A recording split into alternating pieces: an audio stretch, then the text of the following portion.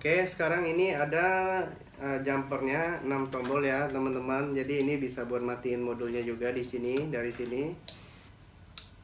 Ya. Jadi fungsinya seperti ini. Ketika mati nggak berfungsi, dan ketika nyala